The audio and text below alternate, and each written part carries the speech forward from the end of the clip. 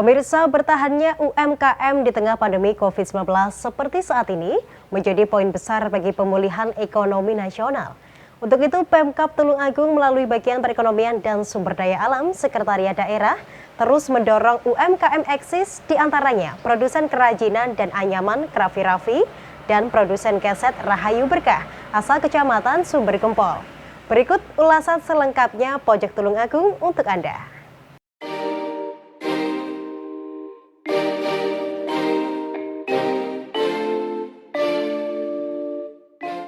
Sektor UMKM masih menjadi primadona yang digadang-gadang mampu memulihkan perekonomian di tengah pandemi. Meski sudah setahun berlalu, nyatanya tidak menyurutkan semangat produksi dari produsen UKM dan IKM Kabupaten Tulungagung. Melalui bagian perekonomian dan sumber daya alam Sekretariat Daerah Kabupaten Tulungagung, UKM dan IKM terus didorong untuk tetap eksis dan mampu memulihkan perekonomian lokal hingga nasional melalui berbagai upaya, seperti pelatihan hingga promosi produk melalui berbagai media. Banyaknya produk UKM dan IKM Tulungagung yang menjadi unggulan, diantaranya kerajinan aneka anyaman, mebeler, handicraft, dan ukir kayu, hasil produksi UKM Krafi Raffi asal Kelurahan Tertek, Kecamatan Tulungagung, dan produk keset beraneka model dan jenis, produksi UKM Rahayu Berkah asal Desa Bukur, Kecamatan Sumber Gempol, Kabupaten Tulungagung. Meski produk lokal, namun terbukti kualitas tidak terkalahkan.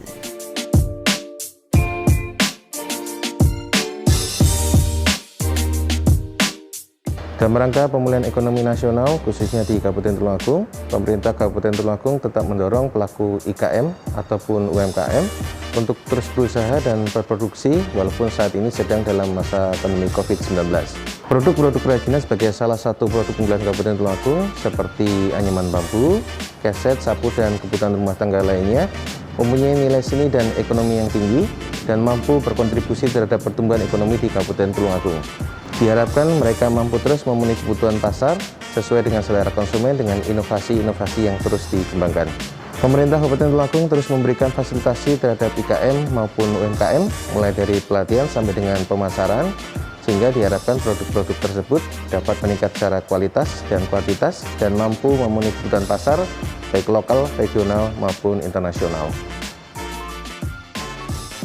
Tanpa adanya dukungan dari masyarakat, tentunya UKM dan IKM tidak akan mampu bertahan.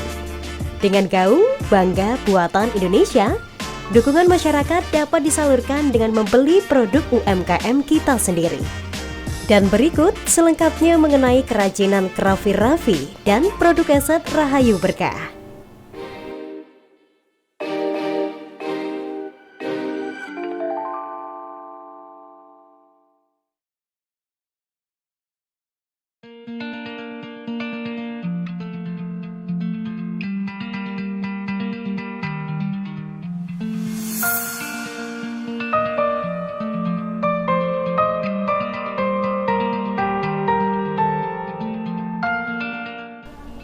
Nama saya Kamirin, saya pendiri Krafi Raffi sejak tahun 2010 dan bergerak di bidang industri kreatif.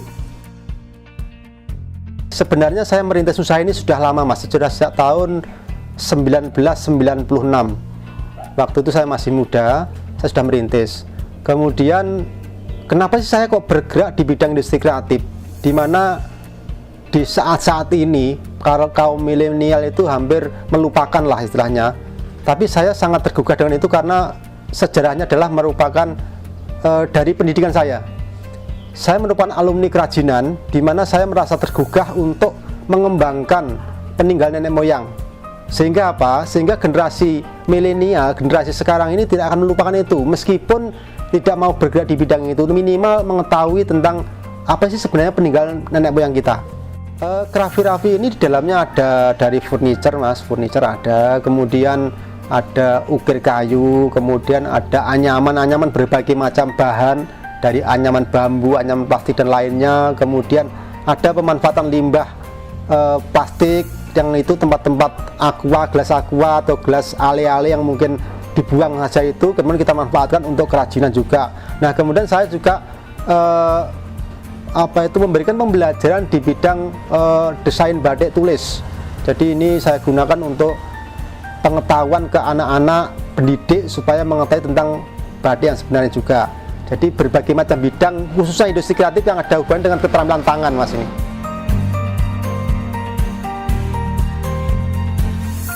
Oke, untuk anyaman sendiri saya fokus adalah di anyaman bambu, Mas. Karena kan kalau di Tulungagung itu bahan bakuan mudah. Meskipun kalau di tempat saya di kota ya, tapi bahan baku ini dari desa-desa itu mudah sekali untuk dicari, sehingga saya tetap berusaha untuk mengembangkan anyaman bambu. Dan selain itu juga anyaman dari bahan lainnya seperti bahan plastik dan lain sebagainya. Nah, dengan anyaman bambu ini saya bisa memberdayakan banyak mitra binaan dari beberapa desa yang ada di wilayah Kabupaten Tulungagung. Untuk anyaman bambu, misalkan ini Mas yang di depan saya ini bisa untuk tempat batik, kemudian ada juga untuk tempat makanan, dari basic makanan, ada juga hiasan kap lampu, kipas, kemudian ada juga untuk tempat bumbu, Mas. Tempat bumbu itu nanti supaya bumbunya juga tidak cepat basi dan sebagainya, itu ada. Jadi banyak sekali untuk anyaman, tas plastik juga ada, tempat pensil juga ada, tempat tisu juga ada, kap lampu juga ada, kotak-kotak yang khusus seperti ini juga ada, dan juga masih banyak lagi yang lainnya.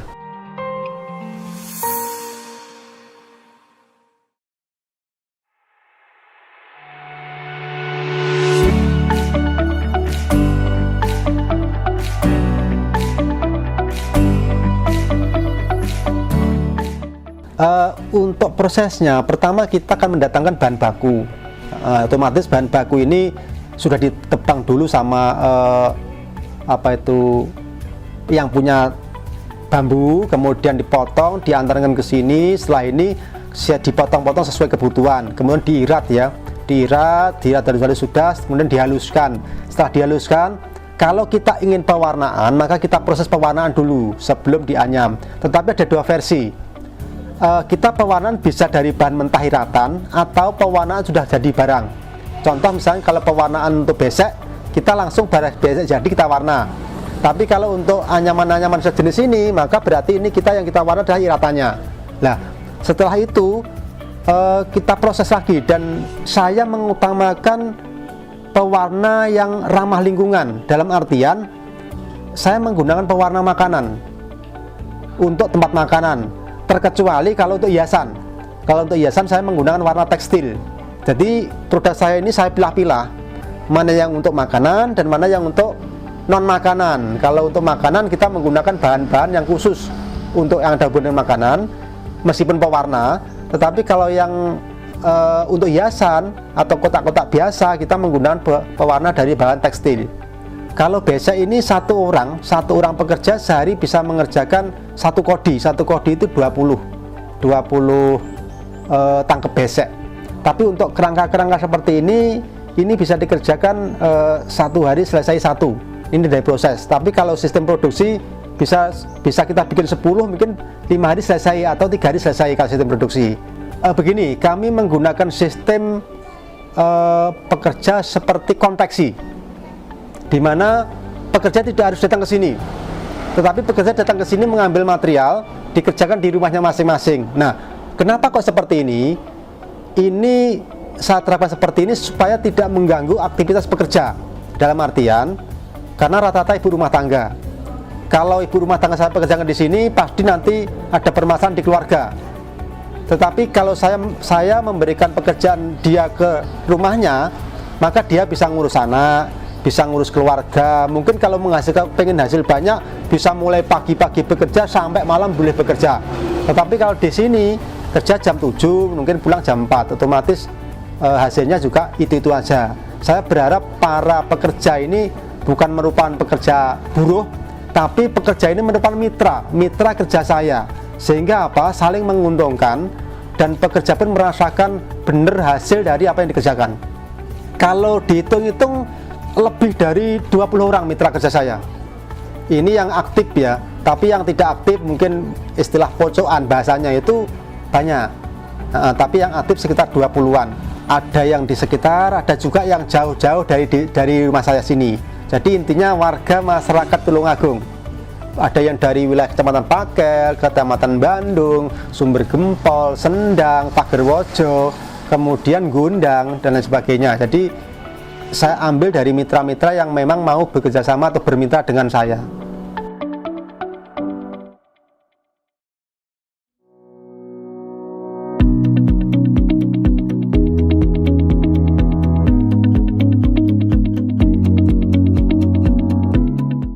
Dia yang datang ke sini macam-macam, Mas. Ada yang sifatnya itu grosir atau reselleran gitu. Nanti ada harga reseller. Kemudian ada yang langsung konsumen datang ke sini. Tetapi saya dalam pemasaran itu saya mengandalkan sistem pemesanan, Mas. Jadi tidak produksi massal. Karena apa? Karena ini sesuai dengan permintaan dari konsumen dan barang pasti habis. Beda kalau kita itu produksi massal, kadang barang tidak habis, apalagi cuacanya musim hujan, ini bisa berbahaya, bisa jamur juga gitu untuk bambu. Saya pernah ke luar negeri, pernah kirim kap lampion ke Singapura.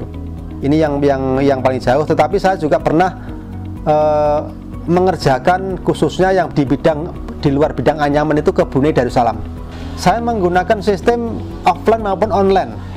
Kalau offline mungkin langsung datang ke sini, lihat-lihat, tapi biasanya banyak konsumen itu yang suka datang langsung melihat sesuai angan-angan. Tapi kalau yang online mungkin bisa pemasarannya online, kemudian kita cari material juga bisa online, kemudian kan sekarang medsos kan luar biasa ya. Jadi untuk mencari bahan baku, menjual barang itu seperti bermudah itu. Tapi kebanyakan konsumen saya ini konsumen datang langsung.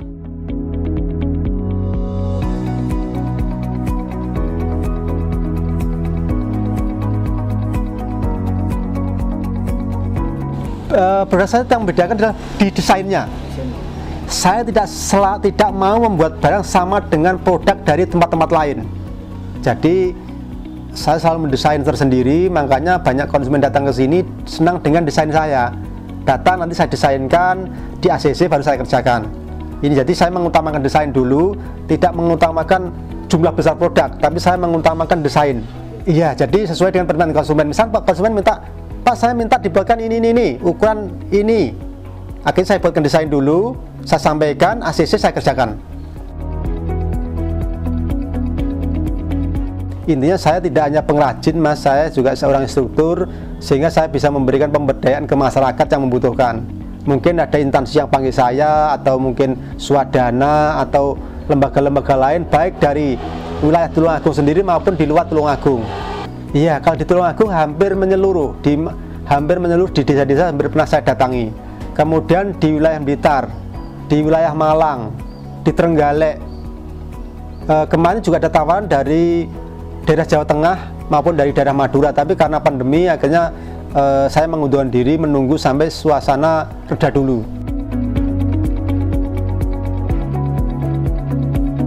Untuk usaha saya ini, saya berharap juga khususnya untuk saya dan keluarga, semoga nantinya usaha saya ini bisa diteruskan anak-anak saya. Ini yang harapan jangka panjangnya. Kemudian untuk teman-teman pelaku IKM yang ada di Tulungagung, situasi apapun kita tidak boleh putus asa. Kita harus optimis bahwa industri kecil ini tetap bisa berjalan. Contohnya saya sendiri, di situasi pandemi seperti ini, saya produksi tetap jalan, pesanan tetap jalan. Jadi yang penting kita harus pandai membaca pangsa pasar. Pasar minta apa? Kita harus bisa memberikan itu.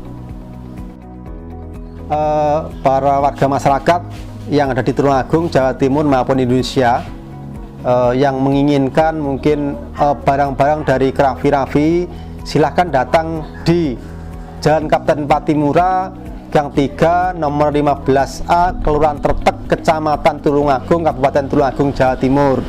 Kemudian nomor telepon saya 081 334 552 782, atau kalau kesulitan mencari alamat saya cukup ketik Raffi, nanti sudah muncul alamat saya.